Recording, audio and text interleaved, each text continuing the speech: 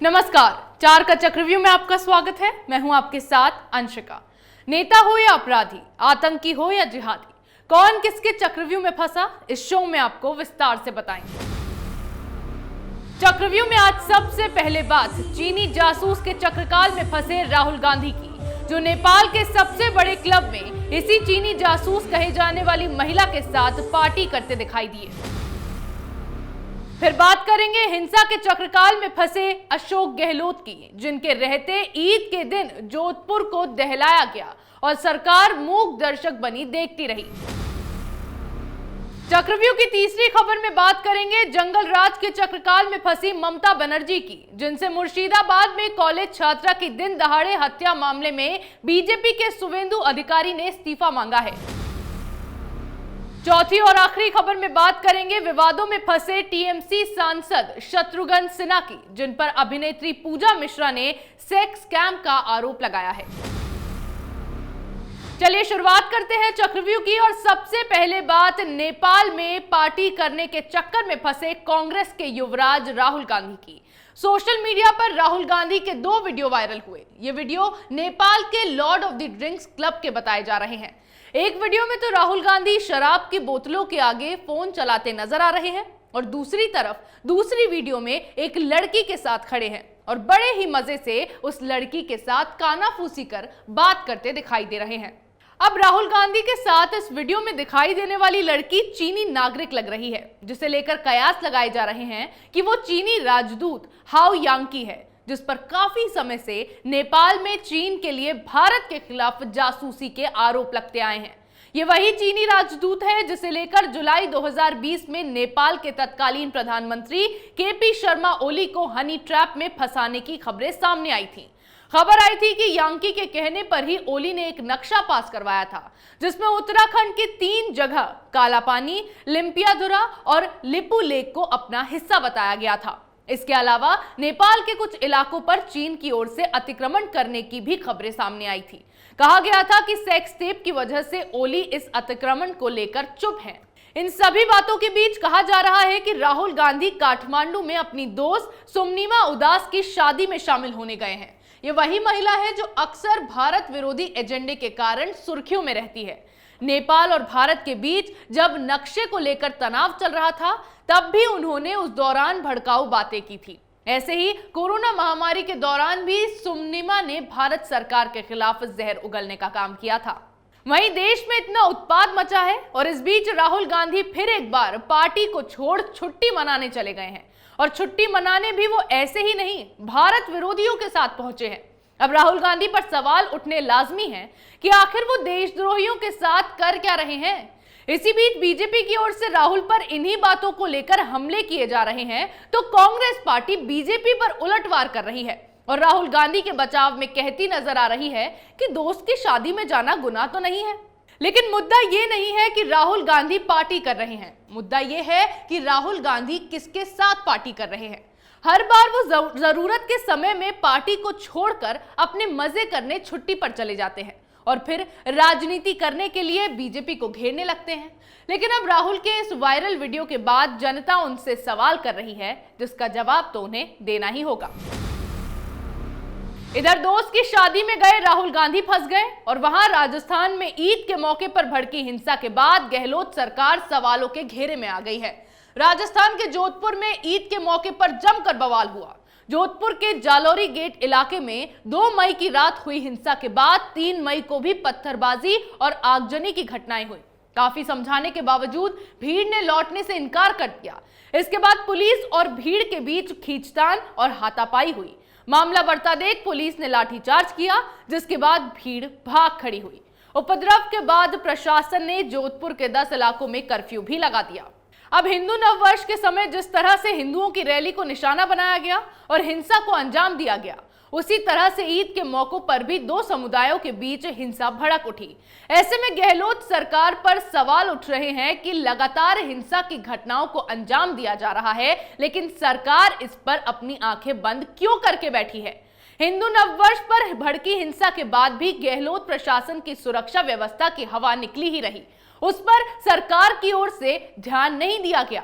इसी बीच जब हिंसा हुई तो उसके बाद तुरंत ही अशोक गहलोत ने हाई लेवल मीटिंग बुला ली, जिसमें कई तरह के अहम फैसले लिए गए और सरकार ने तुरंत ही जांच के निर्देश जारी कर दिए गए। तुष्टीकरण की राजनीति करने वाली कांग्रेस ने फिर अपना रंग दिखा दिया। जब हिंदू संगठनों की रैली को करौली में निशाना बनाया गया, तब राजस्थान सरकार मामले के भड़कने तक मुंह बंद कर बैठी रही और जब गहलोत को हिंसा को लेकर कटघरे में खड़ा किया गया तो फिर उन्होंने करौली हिंसा को लेकर जांच के आदेश जारी कर दिए। लेकिन अब जब ईद के मौके पर हिंसा भड़की तो राजस्थान सरकार ने तुरंत ही मामले में एक्शन लेते हुए प्रशासन को जांच के आदेश जारी कर दिए। ऐसे में फिर एक बार राजस्थान में भेदभाव करने को लेकर गहलोत सरकार सवालों के घेरे में आ गई है। राजस्थान की गहलोत सरकार पर तो सवाल खड़े किए ही जा रहे हैं, लेकिन ममता सरकार की मुश्किलें भी कम होने का नाम नहीं ले रही हैं। बंगाल के मुर्शिदाबाद में दिन दहाड़े एक कॉलेज छात्रा की हत्या करने के मामले से राज्य की सियासत फिर एक बार गर्मा गई है। मामले में मुख्य आरोपी सुशांत चौधरी को हत्या के आरोप में गिरफ्तार किया गया है। अब इस मामले में हत्या के कारणों का पता लगाए जाने की कोशिश भी की जा रही है। इस बीच बीजेपी ने ममता बनर्जी की मुश्किलें और भी बढ़ा दी हैं, क्योंकि बीजेपी की ओर से विधानसभा में नेता प्रतिपक्ष शुवेंदु अधिकारी ने कॉलेज छात्रा की हत्या के मामले में ममता बनर्जी का इस्तीफा मांगते हुए कहा कि उम्मीद है कि सीएम मुर्शिदाबाद में फैक्ट फाइंडिंग कमेटी भेजेगी। अधिकारी ने मामले में ममता पर हमला करते हुए ट्वीट भी किया। बंगाल के हालात इस हद तक बुरे होते चले जा रहे हैं कि दिन दहाड़े एक आदमी ने महिला को कई बार चाकू मारा और उसका गला काट दिया। राहगीरों ने जब उसे पकड़ने की कोशिश की तो उसने तमंचा दिखाकर उन्हें भी गोली मारने की धमकी दी। ममता राज में हुई इस घटना ने जनता, विशेषकर महिलाओं में डर और असुरक्षा पैदा कर दी है। जंगल राज में हथियारों की आसान पहुंच, बिगड़ती कानून और व्यवस्था की स्थिति के साथ पश्चिम बंगाल में अराजकता फैलती ही चली जा रही है, जो जाहिर तौर पर ऐसे अपराधों को बढ़ावा दे रही है। ऐसे में सवाल यही है कि क्या बंगाल में महिलाएं कभी सुरक्षित महसूस नहीं करेंगी? जहांगीरपुरी में हिंसा के बाद जब अतिक्रमण पर बुलडोजर चलाया गया था, तब तो ममता सरकार ने बड़ी ही जल्दी अपनी फैक्ट फाइंडिंग कमेटी भेज दी थी। लेकिन बंगाल में लगातार ऐसी घटनाओं को अंजाम दिया जा रहा है, तो क्या अब ममता बनर्जी अपनी high level fact finding team को ब्रह्मपुर में भेजेगी? ममता बनर्जी हमेशा से ही अपनी जिम्मेदारियों से भागती रही हैं, क्योंकि इस तरह की ज्यादातर घटनाओं को अंजाम देने के पीछे उन्हीं के नेताओं का हाथ होता है। यही वजह है कि आज बंगाल की स्थिति इतनी खराब हो गई है और उनसे इस्तीफे की मांग की जाने लगी है। एक बात तो साफ है कि इन सभी घटनाओं को देखते हुए यह कहना गलत नहीं होगा कि बंगाल में ना तो महिलाएं सुरक्षित हैं, ना ही वहां की बाकी जनता। बंगाल में ममता राज के बीच उन्हीं के नेता और टीएमसी से लोकसभा सांसद शत्रुघ्न सिन्हा अपनी अय्याशियों के चक्कर में फंस गए हैं, क्योंकि अभिनेत्री पूजा मिश्रा ने शत्रुघ्न सिन्हा पर कई गंभीर आरोप लगाए हैं। मीडिया से बात करते हुए पूजा मिश्रा ने आरोप लगाया कि सिन्हा परिवार ने उनका जीवन और करियर दोनों ही तबाह कर दिया। उनका आरोप है कि शत्रुघ्न सिन्हा और उनके परिवार ने उनके साथ सेक्स स्कैम किया है।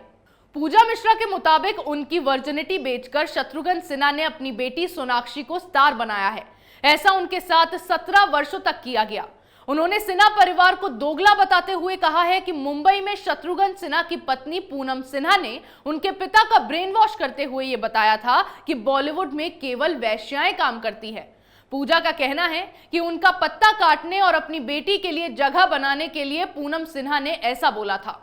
पूजा मिश्रा के पिता पद्माकर मिश्रा आयकर विभाग में अधिकारी थे। उनके पिता 2005 में पुणे ट्रांसफर हो गए थे, जिसके बाद सिन्हा दंपत्ति ने पूजा को दबाना शुरू कर दिया।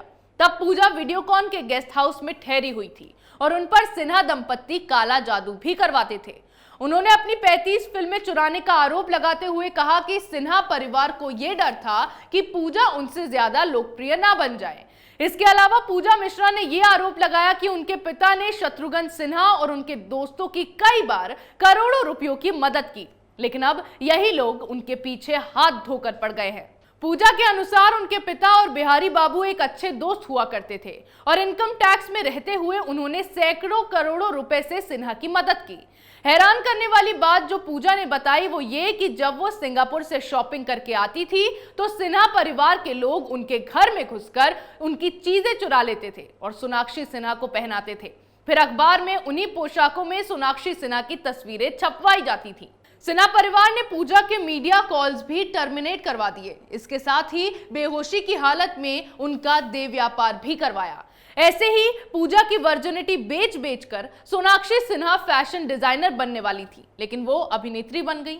अब पूजा मिश्रा के इन्हीं बयानों के बाद चौंकाने वाली बात तो ये है कि इन आरोपों पर आसनसोल के सांसद या उनके परिवार की तरफ से कोई भी एक प्रतिक्रिया भी सामने नहीं आई है। चक्रव्यूह में मेरे साथ आज उतना ही। कल फिर कौन किसके चक्रव्यूह में फंसेगा, नए मुद्दों के साथ पेश होंगे और दिखाएंगे कई और सनसनीखेज खुलासे। तब तक के लिए देखते रहिए कैपिटल टीवी।